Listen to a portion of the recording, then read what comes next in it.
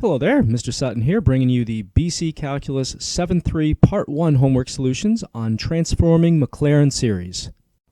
On this problem, they just want the Maclaurin series for e to the 3x. So since we have e in it, we're going to start with just e to the x and then transform that. So e to the x would be 1 plus x squared over 2 factorial plus x cubed over 3 factorial, and so on and so forth. And if we want to get e to the 3x, well, then we just have to plug in 3x for the x here. So e to the 3x then is just going to be the 1, because there's no place to plug in x there. Plus, now this x is going to be a 3x. And now this x squared is going to be 3x, the whole thing squared. So that's going to be 9x squared over 2 factorial. Next, 3x quantity cubed. That's going to be 27x cubed over 3 factorial. And looking at the answer choices here, let's see here. We need to start with 1 plus 3x, so that narrows it down to d and e. And between the two of them, e has everything that we've written so far. For this problem, they're giving us the Taylor series for sine of x about 0, in other words, the Maclaurin series, right here. Normally they would want us to memorize this, but they gave it to us on this one, because they have some other things in store for us. So they're telling us that f is a function where f prime is sine of x squared. And then they want the coefficient of x to the 7th of just the regular f function. So in order to get the f function, we're going to need to integrate f prime, and in order to figure out what that looks like, we're going to need to plug x squared into the sine series that they gave us up here. So f prime then, just writing this out, that's going to be not x, but x squared for that first term, minus, and then we've got x squared to the third, so that's actually x to the 6th over 3 factorial, followed by plus x to the 10th over 5 factorial. So just plug in x squared into all those x's. Now I'm going to go ahead and take the antiderivative of this thing, and we're going to integrate this from 0 to x. But now when I do this, I'm going to have just x's for all my terms, which when I plug in this lower limit of integration of 0 is just going to zero that piece of everything out. So really, I'm just going to have what I get when I plug in the upper limit of integration, the x here, and I can essentially just take the antiderivative of this thing and plug in x. All right, so doing that from left to right, x squared, that bumps up to a 3. Dividing by 3, we've got x cubed over 3. And then for this next one, this is going to be x to the 7th over 7 times 3 factorial. And we could keep going, but ultimately we wanted the coefficient of x to the 7th, and we've got x to the 7th right here. So the coefficient of all this then is just going to be negative 1 over 7 times 3 factorial. And that doesn't look like any of the answer choices, so we have to dig a little deeper. 3 factorial is really 6. 7 times that is 42. So this is negative 1/42, which gives us answer choice D. On this problem, they want to know the sum of the series 1 plus ln of 2 plus ln of 2 squared over 2 factorial all the way to ln of 2 to the n over n factorial, whatever that is. So whenever they're asking for the sum of a series, you either have an infinite geometric series that you can just use your infinite geometric sum formula on, or there's something else going on. This is in the category of something else. So there's a pattern going on here. We've seen the pattern before. This is 1 plus something squared over 2 factorial plus something to the n over n factorial. It's this basic pattern here, only instead of x, we have ln of 2. Well, what is this really a representation of? This is the infinite series representation of e to the x. This is one of those ones that you're supposed to memorize. So that means that if we have all of this stuff, but instead of x, we have ln of 2, what we really have then is e to the ln of 2.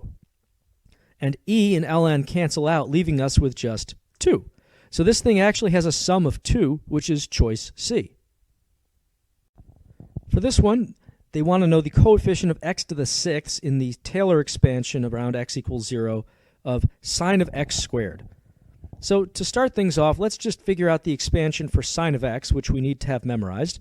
So that's going to be x minus x cubed over 3 factorial, plus, we'll go one more, x to the 5th over 5 factorial, and we could just keep going here. But now we have to actually square the x inside sine, which means if we do sine of x squared, we're just substituting x squared for all the x's here. So this first term is x squared, followed by, this is x squared cubed, which is x to the 6th because of 2 times 3. So x to the 6th over 3 factorial. And we could keep going here, but the problem, they said they wanted the coefficient of x to the 6th. Well, here's x to the 6th. The coefficient of this thing is just negative 1 over 3 factorial. But that's none of the answer choices, so let's convert that. That's really just negative 1 over 6, which ends up giving us choice A. On this problem, rather than starting with a function and expanding it into a series, they're starting us with the series, and they want us to figure out which function, which transformed Maclaurin series all of this came from.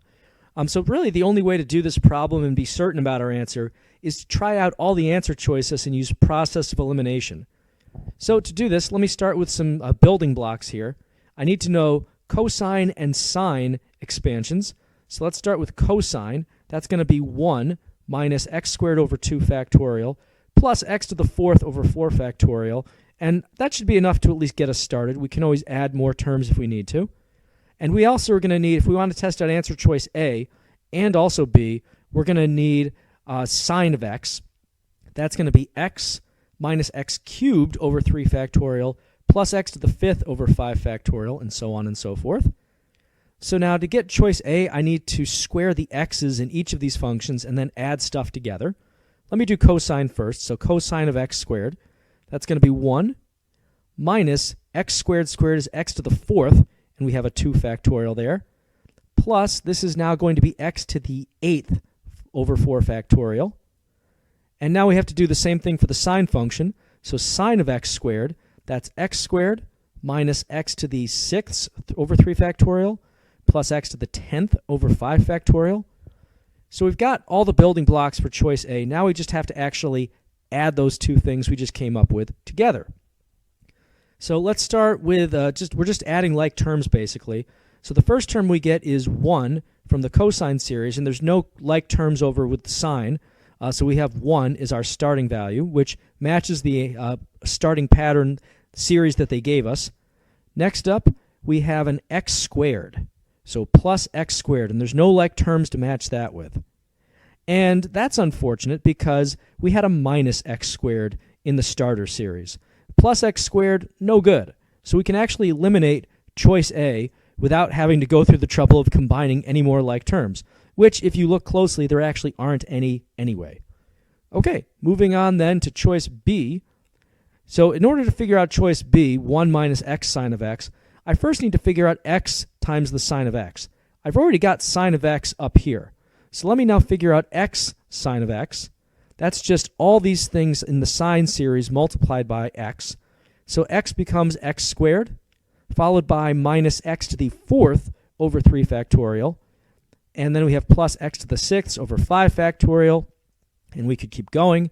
But ultimately, we have to subtract all this stuff from 1. So for choice B, subtracting all that from 1, we're going to start with 1. And now we're going to subtract everything. So we're going to have a minus x squared, which matches up with this, plus x to the 4th over 3 factorial, which is close, but if you look up here, the factorial should be 2, not 3. And there's no like terms that are going to do anything to cancel out that factorial. So we actually run into a dead end with choice B as well, and we have to move on. Choice C, cosine, well, that one's actually pretty easy. We already figured that out up here. And we can see very quickly that cosine does not match this series. We have an x squared over 2 factorial instead of just x squared. So cosine is a no, see above. So that leaves us with choice D. By process of elimination, it's got to be choice D. But if you're worried about it, we can make sure. So let's start with the Maclaurin series for e to the x. That's 1 plus x squared over 2 factorial plus x cubed over 3 factorial, so on and so forth. Now, if I'm doing e to the negative x squared, I'm just plugging negative x squared in for all the x's. So we start again with 1 minus x squared, which matches what we have, plus, and now if I take negative x squared and square it, that's going to be positive x to the 4th over that 2 factorial. And then x to the 3rd, if you take negative x squared and cube that, you're going to have a minus x to the 6th over 3 factorial. And we could keep going, but this definitely matches what we have up here. So it's choice D. For this non-calculator free response problem, we're given the function f of x equals 6e to the negative x over 3. And for the first part here, we want to find the first 4 non-zero terms in general term for a Taylor series about x equals 1. So we want a Maclaurin series for this thing. Since I've got an e to the x in here, I'm going to start with the series for e to the x and then just modify that a little bit. So e to the x, again, that is 1 plus x squared over 2 factorial plus x cubed over 3 factorial. And that ought to be enough to get 4 non-zero terms. So let's just do the general term now, which is x to the n over n factorial. Okay, time to apply these transformations one at a time. We'll start by doing e to the negative x over 3. So I'm basically just substituting negative x over 3 for all the x's in my e to the x series. So I've got 1 to begin with, and then we're going to have minus x over 3. And now each time you substitute this, you're just raising it to a higher power. So over here, I've essentially got, this is going to be positive x squared over 3 squared. I've still got a 2 factorial down there, though. So when the dust settles, this is positive x squared over 3 squared times 2 factorial. This next one, I'm going to have an x cubed over 3 cubed, and it's going to be negative because of the odd exponent. I'm still going to have a 3 factorial down there as well. And then for this last one here, this is going to be x to the n over 3 to the n, and then we'll have an n factorial. And because we're alternating, I'm also going to have to put in a negative 1 to the n power so that I'm alternating with my terms. All right, we're not quite done. We still need to do the 6 out in front of all that stuff. So we're now going to multiply this whole series here by 6 to make it look like this series. So going from left to right, I've got 6, and then I've got a decision to make. Do I simplify all of these now or wait until later? I would say if this is the real AP test, you just put a 6 in all the numerators and wait till later to simplify it so you can bank these points. But just for the sake of simplifying, I'm going to go ahead and simplify this now. And in fact, if you look further on in the problem, you're going to want this thing simplified anyway in order to do the next part of the problem. So this is one of those pay me now or pay me later kind of deals. So simplifying right away now, I've got, this is minus 6 times x over 3. The 3 and the 6 cancel, leave us with minus 2x. Next, I've got essentially 6x squared over, let's see here, this is 9 times 2. So 6 over 18, that's going to be x squared over 3. And then for this next one here, I've got, this is, let's see, this is 27 down here times 6. This 6 and the 6 down here cancel. So this is just going to be minus x cubed over 27. And over here, I've got a 6, I've got a 3 to the n and an n factorial down here. There isn't really something I can do to simplify this too much more. I guess I could take out one of these 3's and make this like an n minus 1 kind of deal, but that's not even really worth it.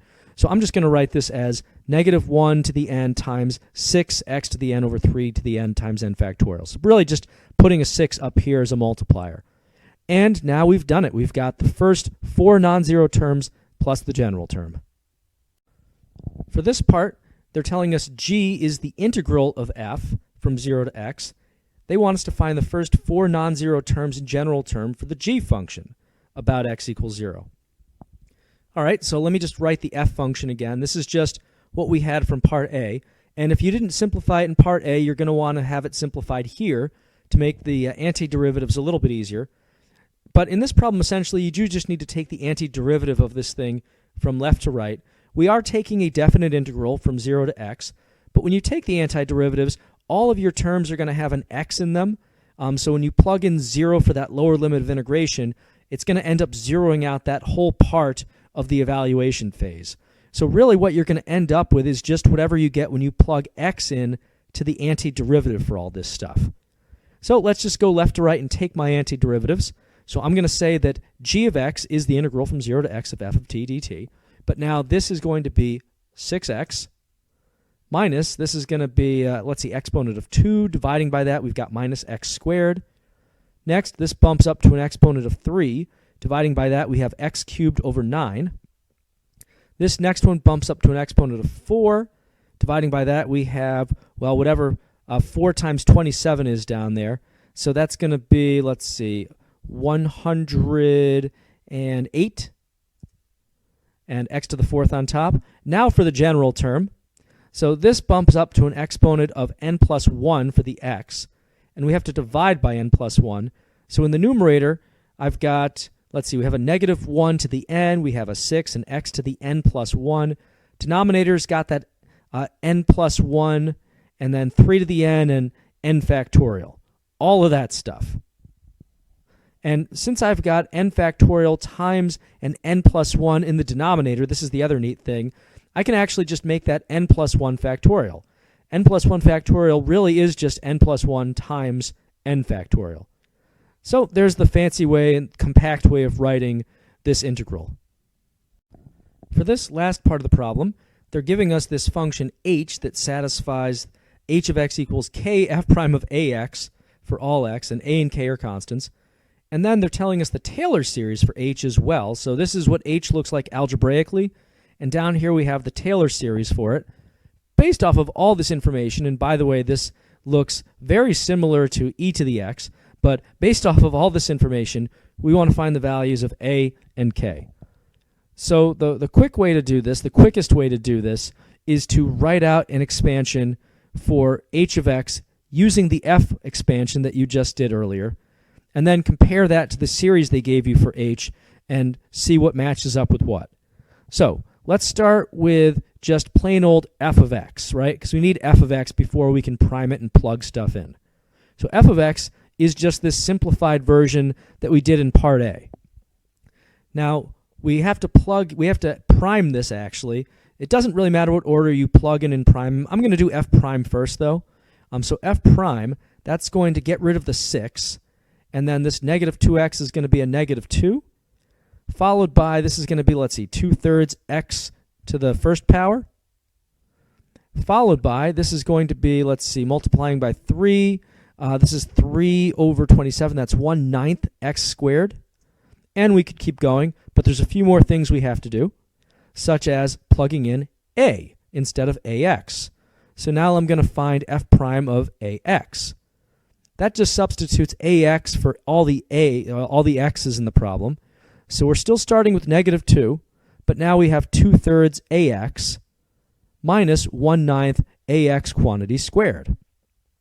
And then one last thing we have to do is multiply by k. That'll give us the h series. So multiplying everything by k now, we're going to have negative 2k plus 2/3 kax, or whatever order you want to put those letters in, akx, any of those. And then we've also got minus 1/9, and now we're going to have a k out there, and an a squared and an x squared. Okay, so where do we go from here? Well, this series is h. So is this series up here. So we just have to compare.